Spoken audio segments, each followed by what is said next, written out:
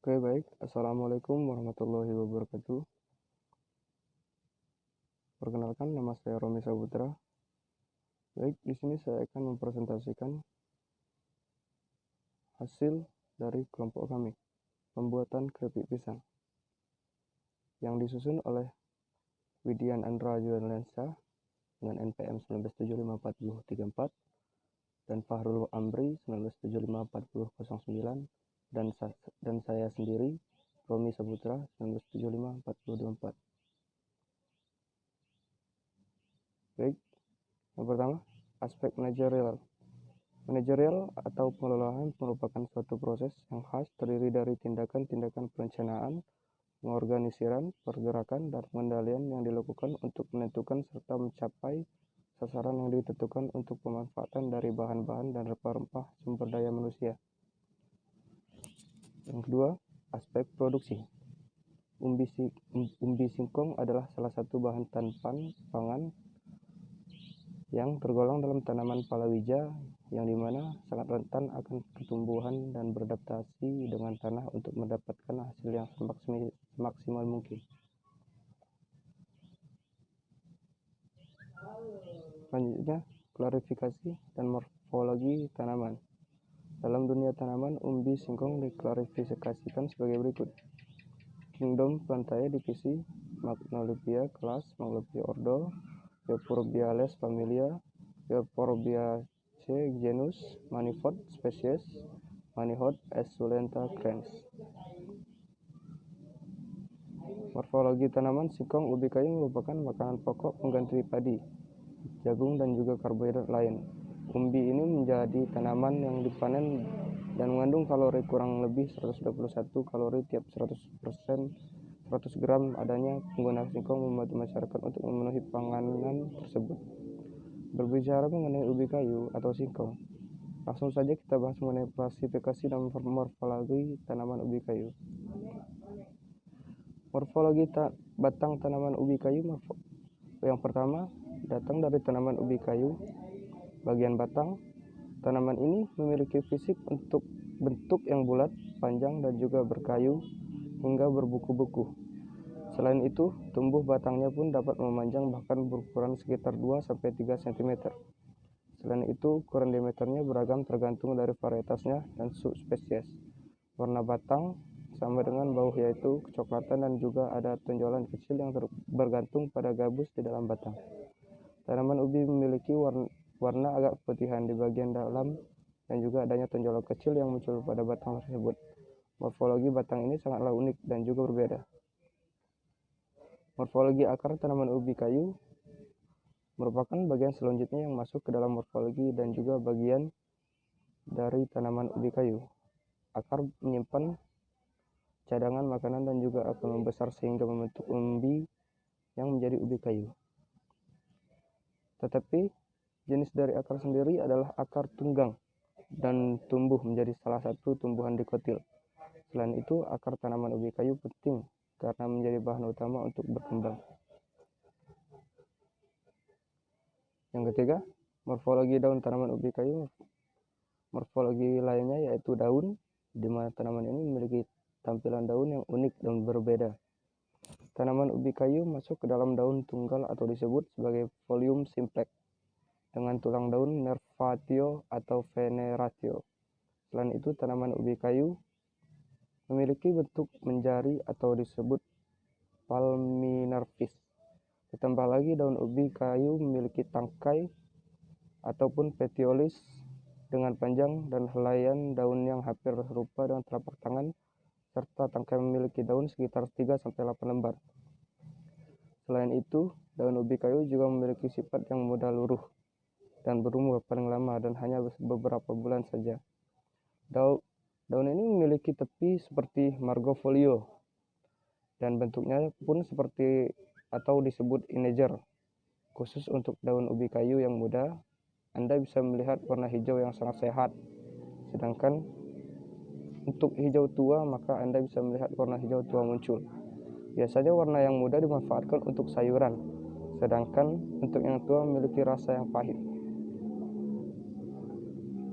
Yang keempat, morfologi bunga tanaman ubi kayu Bunga merupakan tanda yang muncul saat tanaman akan berbuah. Begitupun dengan tanaman ubi kayu ketika akan berbuah dan tanda siap dipanen. Berdasarkan morfologinya, bunga masuk ke dalam sistem tenda bunga tunggal dengan ukuran 1 cm saja. Selain itu, bunga hanya berumah satu. Ditambah lagi, tanaman ubi kayu memiliki bunga betina pada tanaman ubi kayu dengan bentuk seperti cincin dengan tangkai putih stilus. Dengan jumlah rumah satu, bunga betina memiliki tonjolan dan penebalan dasar bunga berwarna kuning mengelilingi calon buah. Sedangkan bunga yang jantan pada tanaman ubi kayu ini juga mempunyai tenda bunga yang berbentuk seperti lonceng dan tertancap di sekitar penebalan dasar bunga serta berlekuk. Yang kelima, morfologi buah tanaman ubi kayu. Terakhir, morfologi yang bisa didapatkan dari tanaman ubi kayu adalah buah. Sebenarnya, buah adalah umbi yang terbentuk dari akar dan akhirnya berubah bentuk serta fungsinya. Tempat makanan yang disimpan dan mengembung ini nantinya akan menjadi buah dan akhirnya dipanen. Tetapi kebanyakan bentuk dari umbi kayu adalah silinder dan meruncing serta bentuk yang bercabang.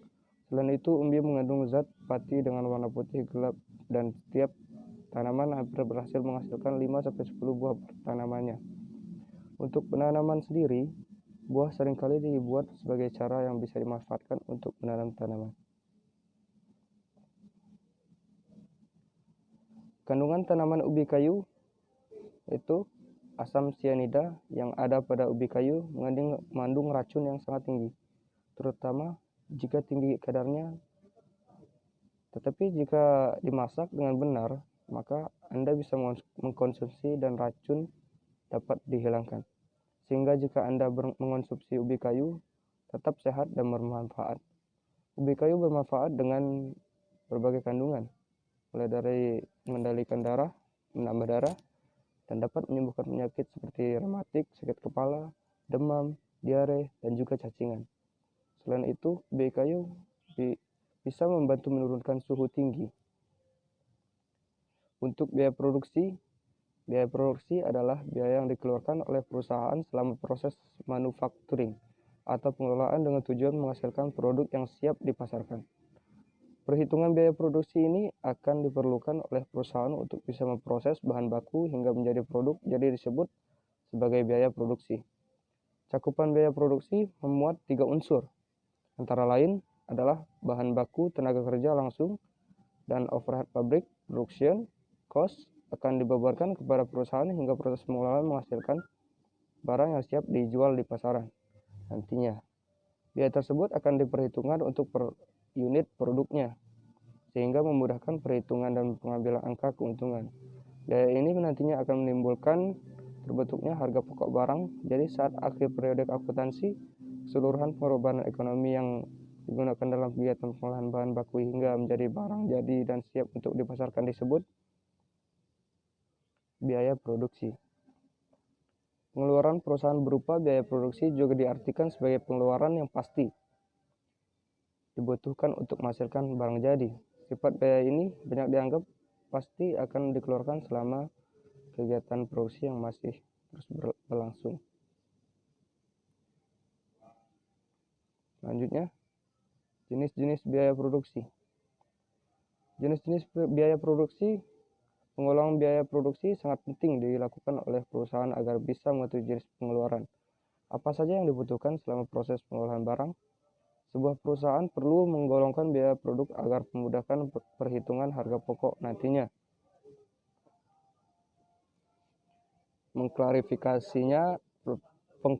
Pengklasifikasian biaya, memahami dengan benar apa saja jenis biaya produksi sehingga bisa memperhitungkan secara tepat. Pada umumnya, ada 5 jenis biaya produksi yang dikenal untuk mengakumulasikan pengeluaran saat pengeluaran barang. Yang pertama, biaya tetap. Biaya fixed cost, biaya variable adalah pengeluaran yang jumlahnya tidak akan mengalami perubahan, meskipun volume produksi barang mengalami peningkatan maupun penurunan. Jenis biaya yang satu ini mempunyai sifat pasti, sehingga bisa dianggarkan secara tepat. Untuk biaya tetap mempunyai jumlah nominal sama yang harus dibayarkan pada setiap proses produksinya, hingga tetap tidak akan mengalami pembengkakan sekalipun proses produksi yang produksi sedang padat, sehingga bisa meningkatkan output. Perusahaan bisa merencanakan anggaran untuk biaya tetap tersebut karena sifatnya yang sudah pasti, sehingga tidak perlu khawatir akan terjadi penambahan atau pengurangan. Biaya produksi tetap ini biasanya akan dikeluarkan selama proses produksi masih tetap berjalan. Salah satu contohnya biaya tetap yang harus dibayarkan perusahaan dengan jumlah yang sama meskipun volume produksinya berubah adalah biaya sewa pabrik. Kedua, biaya variable cost. Jenis pengeluaran produksi perusahaan berikutnya adalah biaya variabel, yang besarnya bergantung pada output. Apabila produksi barang semakin tinggi, maka biaya variabel juga akan mengalami peningkatan. Biaya variabel hanya akan diperlukan pada saat proses produksi berlangsung, sehingga menjadi dasar pengeluaran per unit yang akan dilaporkan. Jenis biaya variabel yang ada diperlukan pada proses produksi adalah pembelian bahan baku. Pengeluaran untuk membeli bahan baku biasanya akan dipengaruhi oleh target output selama produksi tersebut. Biaya variabel ini akan selalu mengalami perubahan selama proses produksi tersebut mengalami perubahan. Saat proses produksi terhenti, biaya variabel yang dikeluarkan oleh perusahaan manufaktur adalah nol. Variable cost merupakan komponen biaya produksi yang penting untuk menentukan harga barang pemasaran berlangsung dalam hitungan per unit. Selanjutnya, biaya rata-rata atau average cost. Average cost merupakan biaya per unit yang akan didapatkan dengan cara membagi total pengeluaran dengan jumlah output produksi. Biaya rata-rata ini dibutuhkan oleh perusahaan untuk menentukan keputusan produksi ke depannya. Biaya produksi per unit akan diketahui dengan cara memperhitungkan average cost ini. Selanjutnya, perusahaan bisa menentukan persentase laba yang ingin dicapai dari biaya rata-rata tersebut.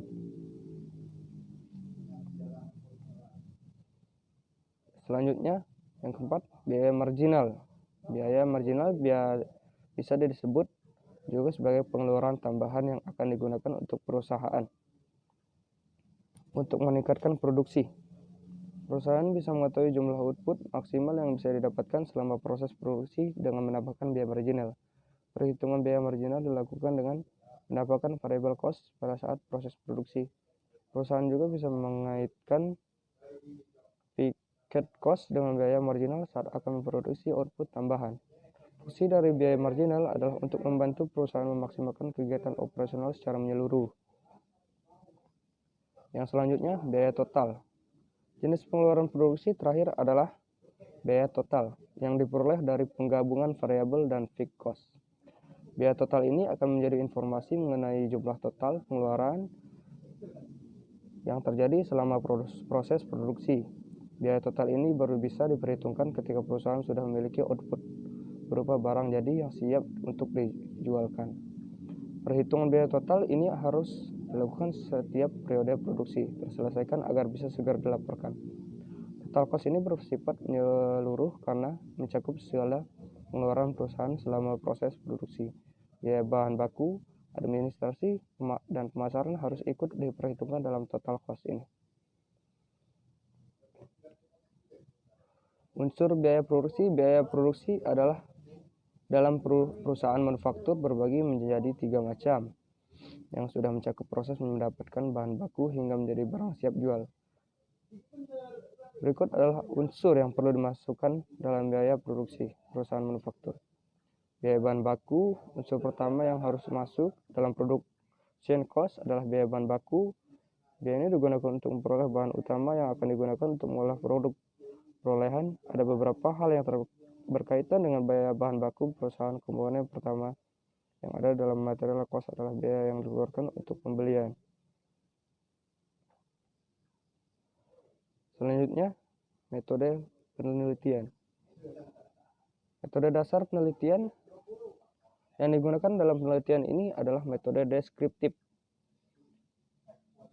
Penyelidikan deskriptif tertuju pada pemecahan masalah yang ada pada masa sekarang. Pelaksanaan metode deskriptif tidak terbatas hanya sampai pada pengumpulan dan penyusunan data, tetapi meliputi analisis dan interpretasi tentang arti data itu.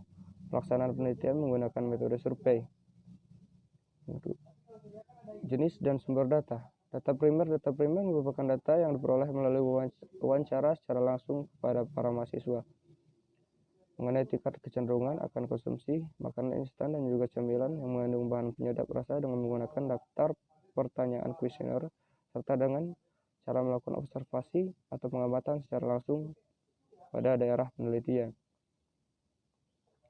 Data sekunder adalah data yang disusun oleh seseorang, lembaga atau instansi yang berbentuk data statistik yang bersifat resmi. Data sekunder dalam penelitian ini adalah data yang dicatat secara sistematis dan dikutip secara langsung dari instansi pemerintah atau lembaga-lembaga yang terkait dengan penelitian ini. Metode analisis data. Metode analisis yang digunakan dalam penelitian ini adalah menghitung biaya produksi, penerimaan, keuntungan, dan profitabilitas dari industri olahan keripik pisang.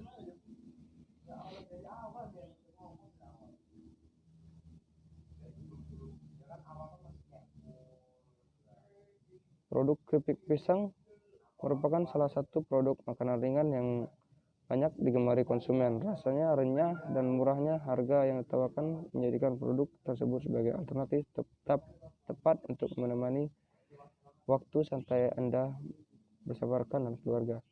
Seiring dengan meningkatnya permintaan konsumen, kini keripik pisang mulai diinovasikan berbagai varian rasa.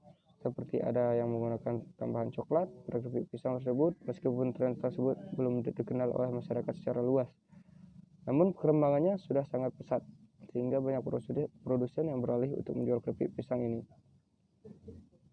Sejatinya, produk keripik pisang bukan barang baru bagi masyarakat Indonesia, namun dengan menambahkan sedikit inovasi, kini keripik tersebut banyak dicari konsumen dan menjadi salah satu peluang bisnis menarik yang menjadikan untung besar bagi pelakunya.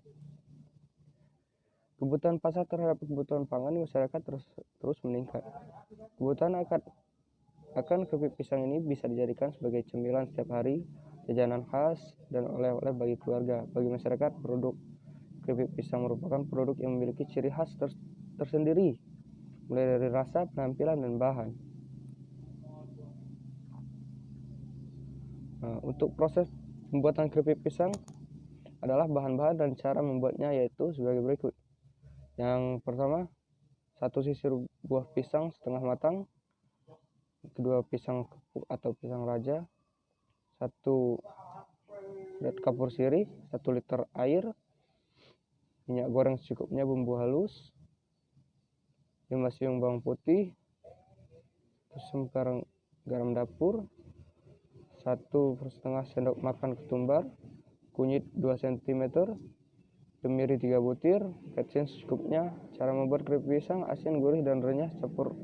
Campurkan dan larutkan kapur sirih ke dalam 1 liter air. Kupas dan bersihkan buah pisang lalu iris tipis.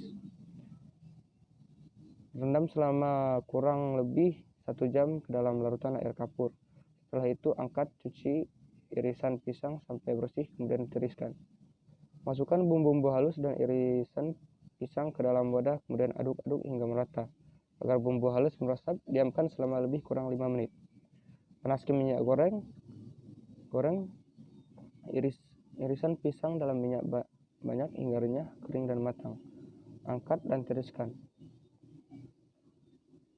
Pisang apa saja kelebihan dari pisang? Kelebihan keripik pisang itu yang pertama, nutrisi tidak hilang karena digoreng pada suhu rendah. Yang kedua, warna tidak berubah dan tidak gosong. Yang ketiga, keripik renyah dan nikmat. Baik, mungkin itu saja yang bisa saya sampaikan dan jelaskan. Lebih kurangnya mohon maaf. Terima kasih. Assalamualaikum warahmatullahi wabarakatuh.